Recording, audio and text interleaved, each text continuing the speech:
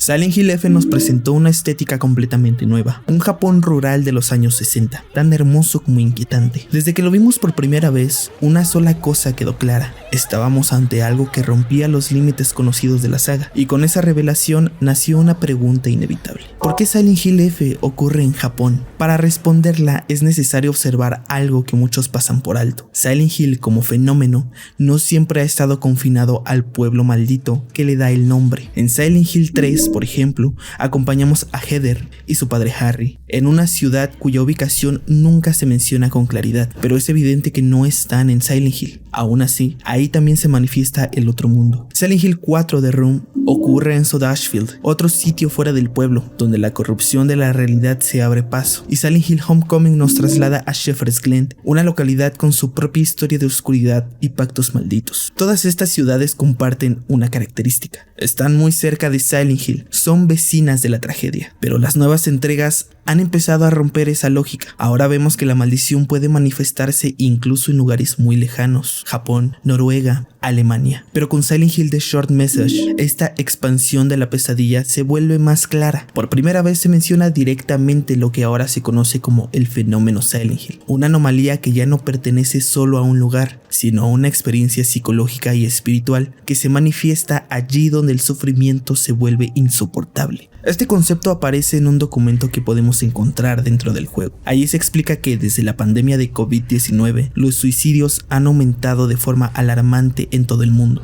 Muchos países aún no saben cómo abordar esta crisis de salud mental, y justo en medio de ese caos, algo más ha comenzado a suceder. Personas reportan la aparición repentina de niebla espesa, incluso en días despejados, y luego pierden el conocimiento. A este evento se le ha llamado el fenómeno Silent Hill, en alusión a una ciudad estadounidense donde ocurrieron hechos similares. Un psicólogo social citado en ese mismo documento propone que la niebla es una especie de reflejo psicológico, una manifestación del estrés extremo, la ansiedad colectiva y la sensación de estar perdiendo el rumbo. Para quienes ya se encuentran en un estado emocional vulnerable, esa niebla también puede simbolizar la confusión y el miedo, un umbral invisible donde la mente se fragmenta y la realidad empieza a desdibujarse. Por eso el doctor insiste: necesitamos reconstruir el tejido social, dar apoyo real a quienes más lo necesitan, especialmente a los jóvenes, porque cuando el mundo real se derrumba es cuando Silent Hill comienza a manifestarse. Hay algo curioso y de hecho contradictorio en la forma en que Silent Hill The Short Message describe el llamado fenómeno Silent Hill. El documento en el que se menciona este fenómeno afirma que las personas se desmayan antes de ser arrastradas al otro mundo, pero esto nunca lo habíamos visto antes en ningún otro título de la franquicia. De hecho, ni siquiera en The Short Message los personajes pierden el conocimiento de esa forma. Aún así, el concepto no es descabellado. El mismo texto aclara que la niebla solo es visible para quienes están siendo arrastrados por el fenómeno. Es decir, no se trata de una niebla física y objetiva, sino de una percepción alterada, una alucinación compartida entre quienes ya están emocionalmente vulnerables. Claro, vale la pena recordar que la niebla en Silent Hill no siempre fue un recurso narrativo. Originalmente fue una solución técnica en la era del primer PlayStation, una forma de ocultar las limitaciones gráficas de la consola, ya que el mapa se cargaba en tiempo real conforme el personaje avanzaba. Pero esa decisión práctica se transformó con los años en una marca visual inconfundible de la saga. Con el tiempo, la niebla comenzó a adquirir un significado más profundo. Nunca se abordó de forma explícita dentro de los juegos, pero sí existía una intuición constante. En varias entregas se observaba que la niebla era un fenómeno climático relacionado con el lago Toluca, pues habían cuadros, imágenes y documentos a lo largo de la saga que muestran a Silent Hill con y sin niebla, lo cual confirmaría que en condiciones normales esta podría ser simplemente niebla ambiental. Sin embargo, hay un detalle que no puede ignorarse. Cuando seguimos a los protagonistas, la niebla siempre está presente. Esto ha llevado a muchos dentro de la comunidad a pensar que esa niebla es más que un fenómeno meteorológico, que lo que los personajes ven es en realidad una manifestación simbólica, una niebla mental que representa la confusión, el trauma y el dolor que arrastran consigo. Y bajo esta nueva interpretación que ofrece The Short Message, esa teoría parece cobrar aún más sentido. El texto sugiere que cuando alguien es alcanzado por el fenómeno Silent Hill, la niebla que perciben no es real para nadie más, es una proyección interna, una alucinación tan vívida que transforma por completo su percepción del mundo. Solo entonces, según el documento, caen inconscientes y despiertan en el otro mundo. El fenómeno se manifiesta, dice el informe, cuando las personas atraviesan episodios de estrés extremo. En el caso de Kettenstadt, la ciudad donde ocurre The Short Message, los ciudadanos vivían bajo una depresión económica que trajo consigo una ansiedad, presión académica y crisis personales. Este entorno se convierte en un caldo de cultivo para la aparición de la niebla, y el documento va más allá. Afirma que para personas emocionalmente vulnerables, esa niebla es un símbolo del miedo y la confusión, un velo que desdibuja los límites entre la ilusión y la realidad. Y si miramos hacia atrás, hacia los protagonistas de todos los Silent Hill, descubrimos que todos, sin excepción, comparten ese mismo estado, una fragilidad emocional que los convierte en receptores del fenómeno, como si el pueblo, o lo que sea que lo habita, buscara precisamente eso, almas rotas, perdidas, listas para ser envueltas por la niebla. Harry Mason, por ejemplo, comienza su historia marcado por la pérdida de su esposa y la desaparición para encontrar a Cheryl. El estrés emocional y la tristeza profunda lo acompañan desde el primer momento. Cheryl, o Heather años después, también es llamada por el otro mundo, y su viaje no solo responde al trauma heredado de Alessa, sino también a su propio duelo, su lucha por entender quién es realmente y el dolor insoportable por la pérdida de su padre. James Sunderland, Angela, Eddie, cada uno de ellos sufre de forma distinta, pero igual de intensa. Depresión, ansiedad, culpa, todos se enfrentan una mente quebrada, arrastrando heridas invisibles. Y no son los únicos. Alex Shepard,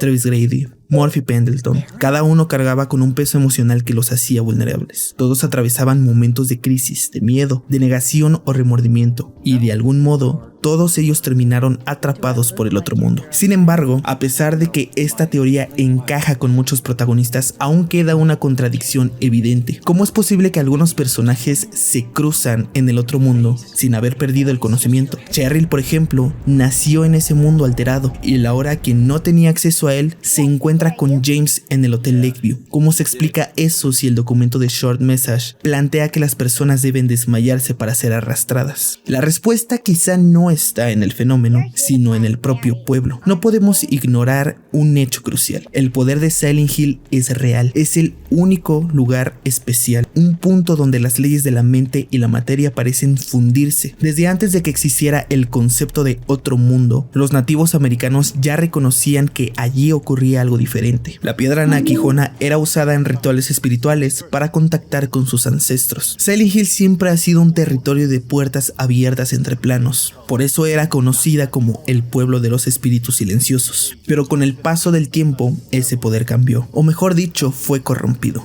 Las guerras tras la llegada de los colonos ingleses, las masacres cometidas contra las tribus nativas, la represión, el dolor que se acumuló en la tierra y más adelante la aparición de cultos como el de Dahlia Gillespie, todo eso degeneró el corazón del pueblo. Lo que antes era una conexión con lo espiritual se volvió un canal para el sufrimiento. La culpa, el castigo. El otro mundo pasó de ser un puente con lo invisible a un reflejo de retorcido de la psique humana. Sin embargo, el poder sigue ahí, intacto, latente, pero no actúa siempre de la misma forma. Para algunas personas las reglas cambian. Existen excepciones, casos como el de Laura, Cheryl, incluso Vincent, porque el poder de Silent Hill no es lineal, no es una fórmula, tiene una conexión íntima con el ser, con la mente, con la psique más profunda de quien lo enfrenta. No se trata solo de ver monstruos y cruzar portales, es mucho más complejo. El pueblo responde a la verdad emocional de cada persona. Cheryl, por ejemplo, tenía un poder sobrenatural que el pueblo simplemente amplificó. Su esencia estaba fragmentada, pero su existencia era tan fuerte que fue capaz de renacer fuera de lo físico, como una manifestación directa del otro mundo. Ella no fue arrastrada a ese lugar, ella nació dentro de él. Laura, en cambio, nunca cruzó al otro mundo, pero eso no la hizo menos importante. Silent Hill no necesitó mostrarle horrores para hacerla parte de la historia. El pueblo la conectó con James en los momentos precisos, como si tejiera cuidadosamente cada encuentro, cada diálogo, porque el pueblo también sabe cuándo proteger, cuándo guiar, cuándo evitar romper a alguien que aún no está roto.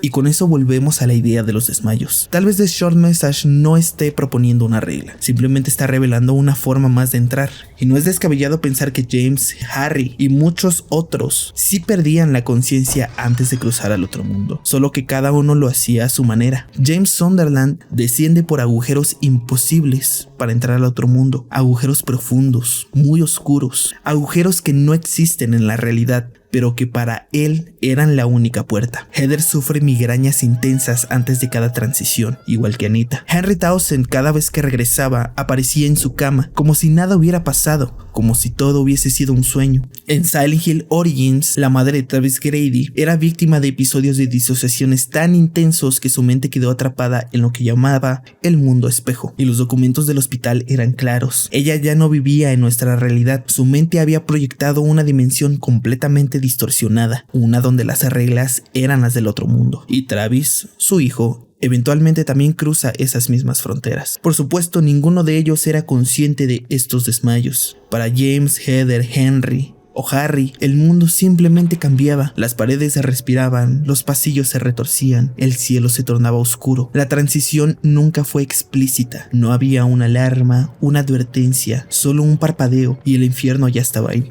Pero si lo pensamos con cuidado, en todos los casos hay un patrón constante. Todos ellos cruzaban a otra realidad por medio de una detonante, y en algunos casos no salían de ahí caminando, sino despertando. Y es que Silent Hill 2 ya había planteado esa misma idea de forma sutil. En los archivos del Hospital Brookhaven encontramos notas escritas por el propio director del hospital, documentos que detallan los casos de 3 pacientes, 3 mentes fragmentadas, 3 seres atrapados en una dimensión que solo ellos podían ver. Y lo más inquietante, todos hablaban de un otro mundo, uno que no era físico, pero que sí era real, uno que no podían tocar, pero que sí los podía devorar. El director con el tiempo empezó a ver lo mismo, y finalmente también fue absorbido por aquello que había intentado diagnosticar. En uno de los diarios que James encuentra en el hospital, un médico escribió lo siguiente: todas las personas están expuestas a esta enfermedad, y en las circunstancias adecuadas, cualquier hombre o mujer puede ser arrastrado, como él, al otro lado. Tal vez el otro lado no es la frase más feliz. Después de todo, no hay paredes que separen aquí de allá. Yace en los límites, donde la realidad y la irrealidad se cruzan. Es un lugar tan cercano como distante. Algunos dicen que no es una enfermedad. No estoy de acuerdo con ellos. Soy médico, no filósofo ni psiquiatra como el director. Pero a veces tengo que hacerme esta pregunta. Es cierto que para nosotros, sus delirios no son más que inventos de una mente agitada. Pero para él, esa es la única realidad que existe, y él es feliz ahí. Entonces me pregunto por qué, con el propósito de curarlo,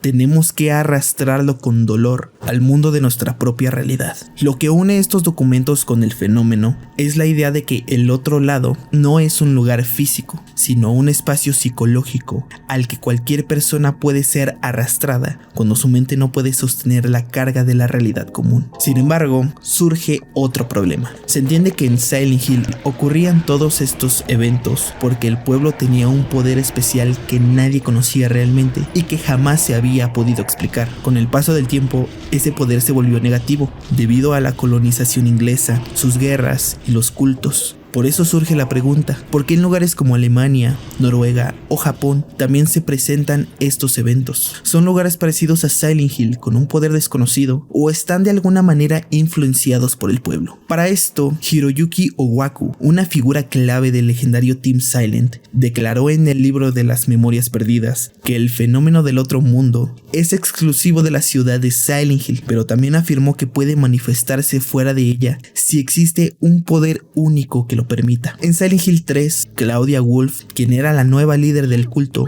posee un poder capaz de proyectar el otro mundo más allá del pueblo. En Silent Hill 4, Walter Sullivan, influenciado por Dahlia y criado bajo la ideología de la Orden, crea dimensiones alternativas a través del ritual de la Sagrada Asunción, utilizando sus propios recuerdos y traumas. En Homecoming, Shepherd's Glen está maldito debido a un antiguo pacto con el dios venerado por la Orden, un acuerdo sellado por los fundadores de la ciudad, quienes eran desertores del culto original. Lo que une a todas estas ubicaciones, distantes pero conectadas, es que comparten una raíz común, tienen un vínculo directo o indirecto con la historia y la influencia del pueblo de Silent Hill. Y en el caso de The Short Message, se menciona que hubo una bruja que maldijo el pueblo donde se desarrolla la historia. Esta bruja era la bisabuela de Maya, quien fue muy cercana a Anita y a Amelie. Esta información marca un punto de quiebre importante gracias a las investigaciones del famoso insider Dusk Golem. En sus filtraciones se descubrió que existen archivos eliminados en el juego que mostraban una historia ligeramente distinta. Inicialmente explica que en Silent Hill Ascension, Rachel, un personaje del juego, le cuenta un cuento a un niño para tranquilizarlo antes de dormir.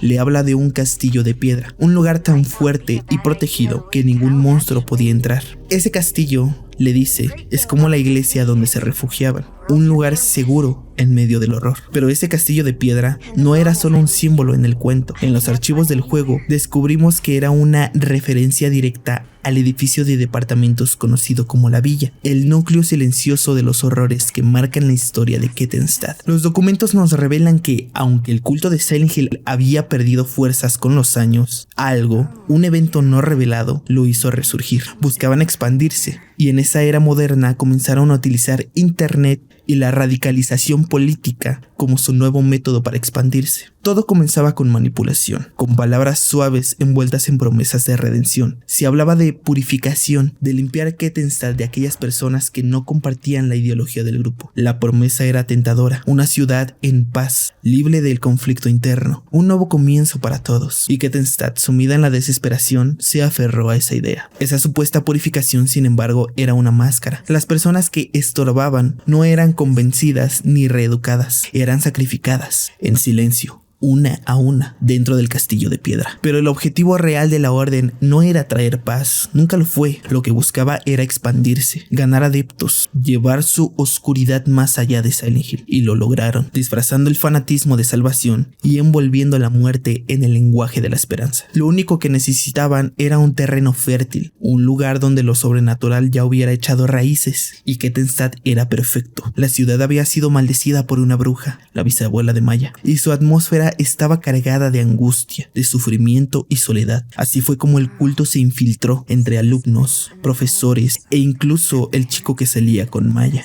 Todos fueron arrastrados a esta nueva doctrina disfrazada de purificación. Usaban el edificio como centro de operaciones, un castillo de piedra donde se llevaban a cabo sacrificios, con la esperanza de abrir el paso al otro mundo. Esta vez el culto no se imponía a través de la fe, sino de la manipulación. Lavaban las mentes con discursos de cambio, con ideologías extremas disfrazadas de salvación. Y así Kettenstad no solo fue tocada por la maldición, sino que se convirtió en una extensión de Silent Hill, un eco distante pero vivo de la oscuridad original. Y si bien al final la trama tomó una dirección distinta y realmente no ofreció una explicación concreta sobre cómo Kettenstad fue realmente influenciado, lo cierto es que, tratándose del lanzamiento más moderno de la saga, el argumento tiene sentido. En este título vemos a Anita vivir una represión social constante a través de las redes. Su vida gira en torno al celular, como si estuviera atrapada en él. Es un lugar muy parecido al nuestro, uno en donde lo que sucede en internet no se queda en internet, sino que impacta profundamente en la realidad. Por eso no resulta descabellado pensar que la Orden, con el tiempo, haya encontrado en internet un nuevo camino para expandirse.